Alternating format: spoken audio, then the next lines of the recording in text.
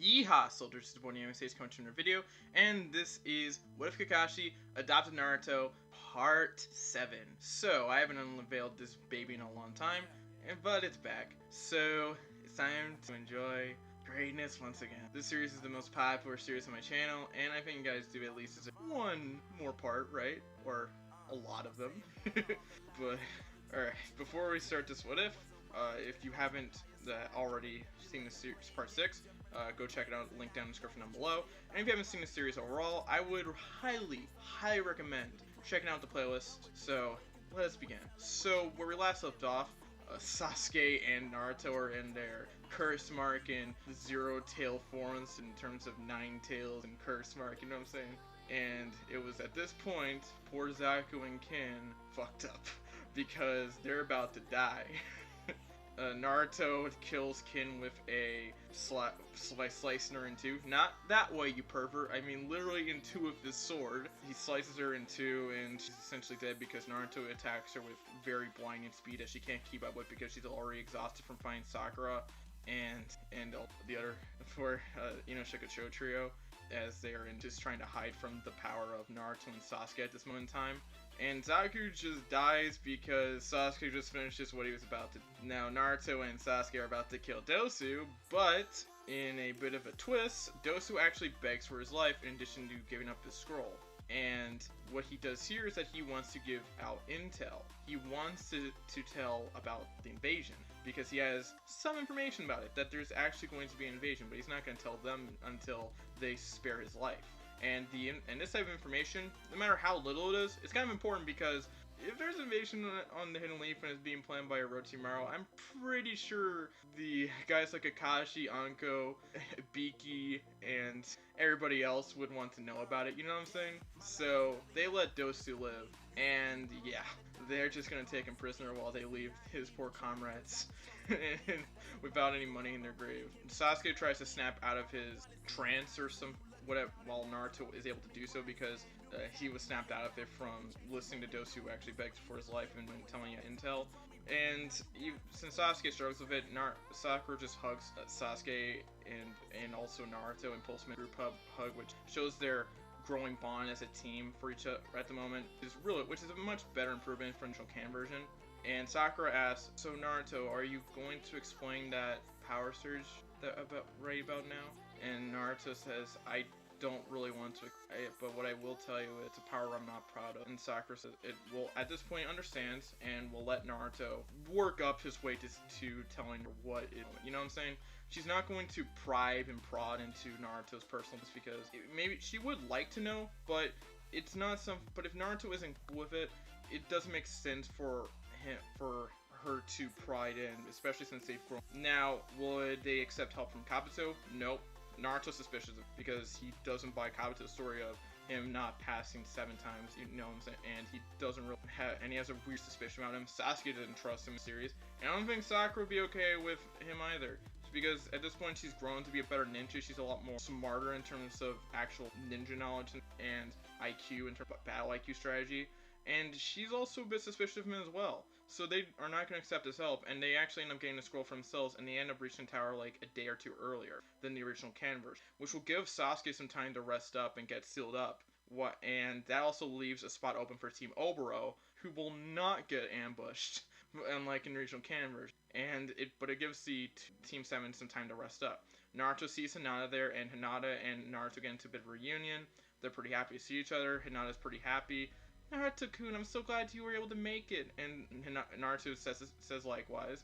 And Naruto just stares Kiba with that rivalry look because these two are kind of rivals. Naruto has had the advantage over Kiba for most of their entire childhood, but Kiba has gotten some advantage, but it's a very one-sided rivalry, if you know what I'm saying. But Naruto and Kiba don't really like each other that much, you know what I'm saying? So let's time skip a bit over the next 1 or 2 days after. So the preliminaries are announced, the true meaning of the Chunin exams are announced, everything is explained like in detail in the original Can version. Kabuto does leave, but in this version, Naruto would tell Kakashi to keep an eye on Kabuto because after Sasuke was sealed and telling everything about their interactions with Orochimaru, and Kakashi would probably relate it to Anko. So Anko ends up trying to follow Kabuto in this version.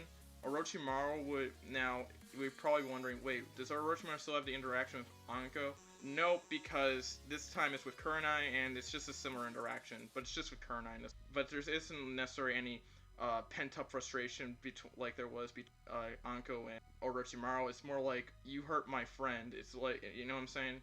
But there's still that information, but they were able to nip the bug right before it caused any real damage to Sasuke in this. And he's gonna need it because I kinda have a very interesting matchup in this version of Chunin. But let's get right back into that. Kabuto would try to take Dosu in because he doesn't know how much information nailed the invasion, but he's stopped by Anko, and Kabuto ends up escaping, and they actually do have a bit more information that Kabuto is a bit of a spy.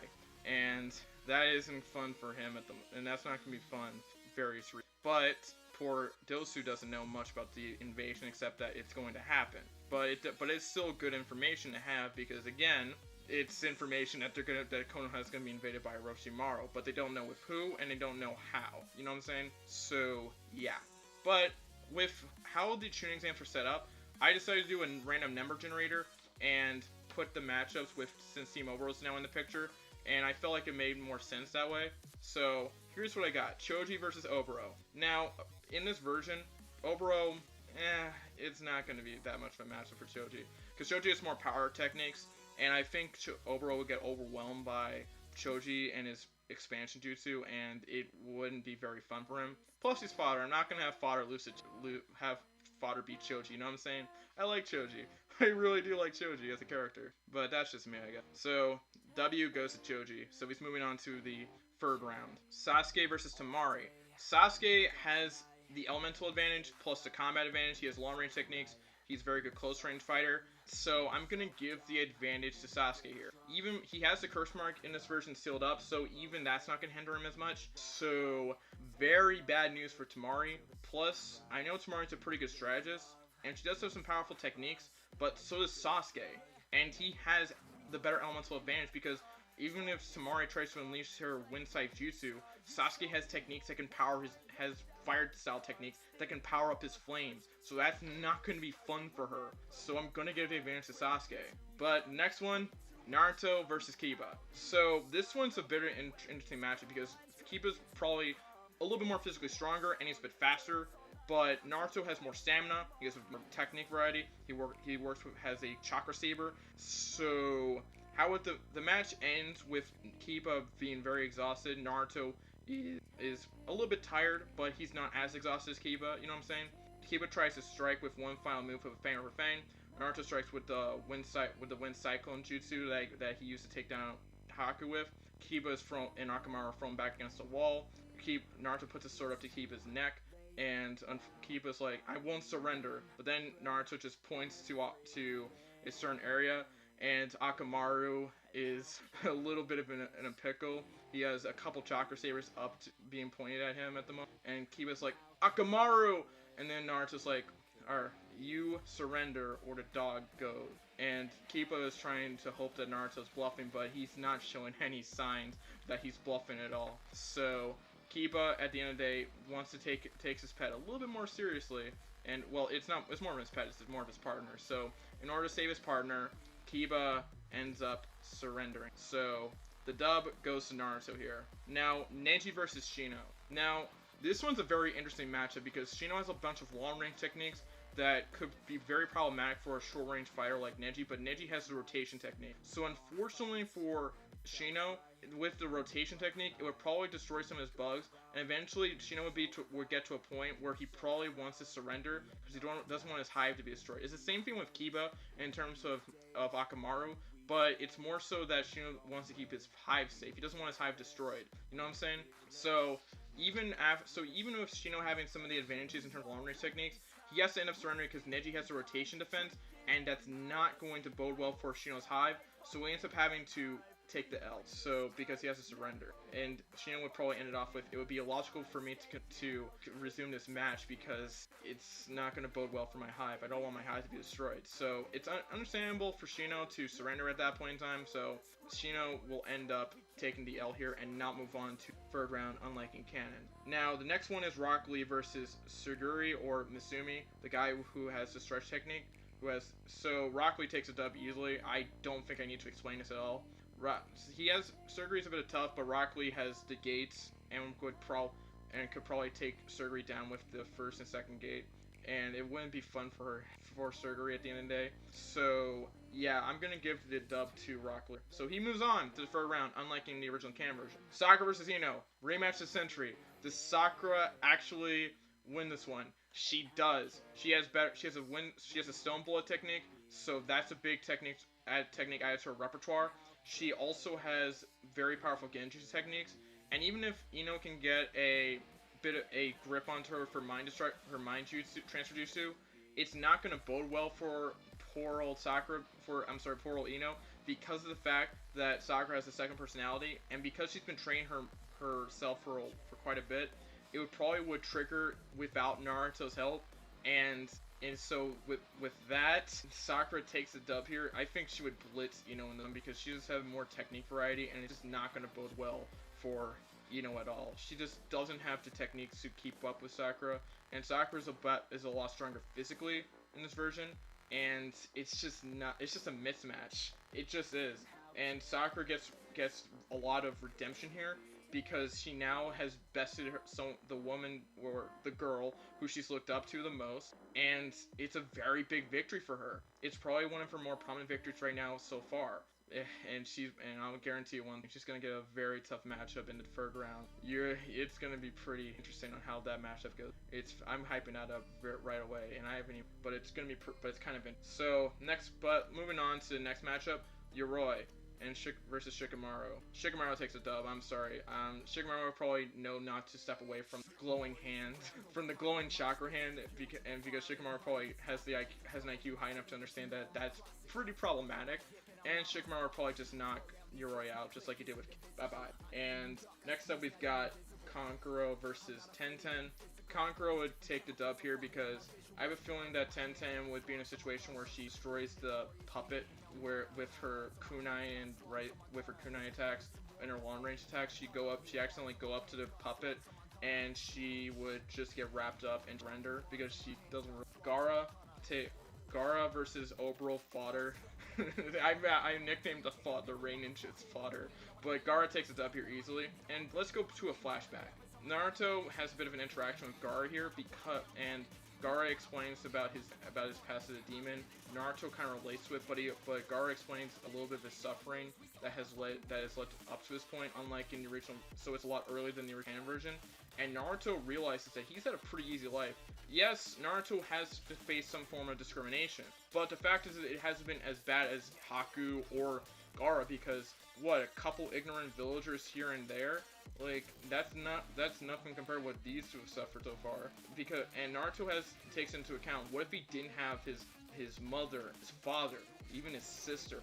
How would he feel if he's all alone? Who would he have? Would he turn out just like Gaara? This is a bit of an interesting moment for Naruto at this point in time, because he hasn't really thought of that before, and so it kind of makes him appreciate his family a lot more. And yeah, it's pretty cool. It's a pretty interesting. He is very thankful that he has his family, but he also realizes that a lot of people have a lot worse than he. And he just gets a bit more of a glimpse on how Jinchurikis are actually treated in their respective villages. So yeah, not fun. Really not fun.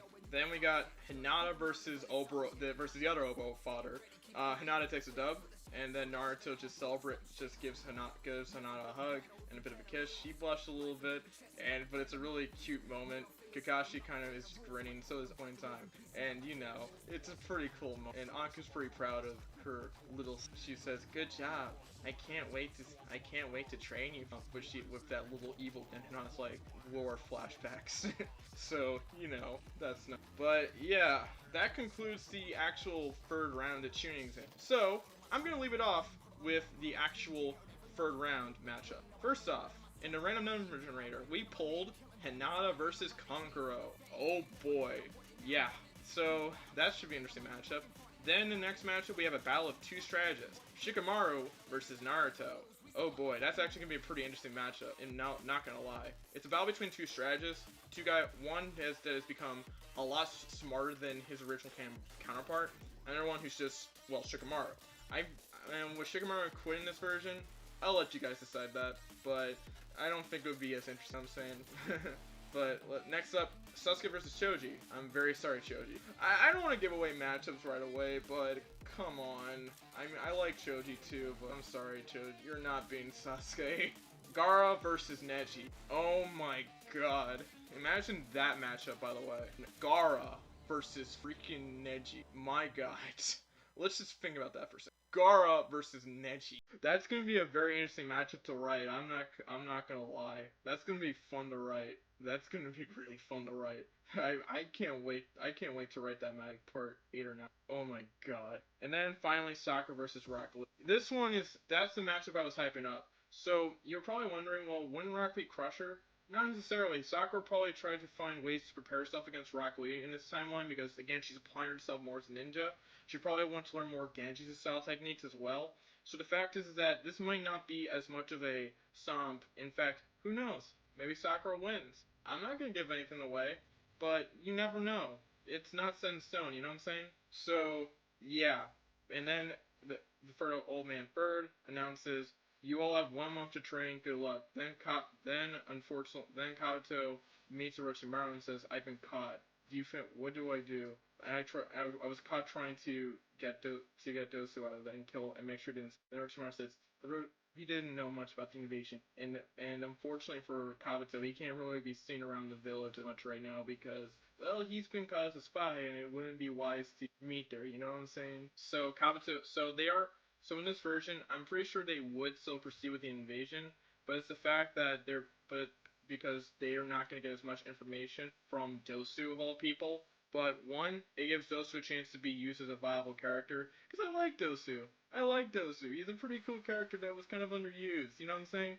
And two, it still sets up the Konoha Crush arc. But there are gonna be a couple changes because with these exams, I'm just gonna give this away right away. I'm gonna give everybody another round to show off their skills as tuning. So that should be pretty interesting. You know what I'm saying? So with that, that's about it. Next part, I'm going to go into the actual train arcs for these guys, so that way I could set up how these guys train and what techniques they'll get, and also a little bit into the third round of the tune. And Wednesday, I got a big announcement for you guys. Gamadeko is back, and he's better than ever. And he's going to be joined by my other series that's not really what if, but it's a Pokemon Anime rewrite on Wednesday. So you get a double upload on Wednesday. And plus, I need you guys to vote on something. Watch until stay here before you click off because I need you guys to really vote on something. Why I have 2 new series I want to unveil. It's a DBZ What If and it's a Naruto What If.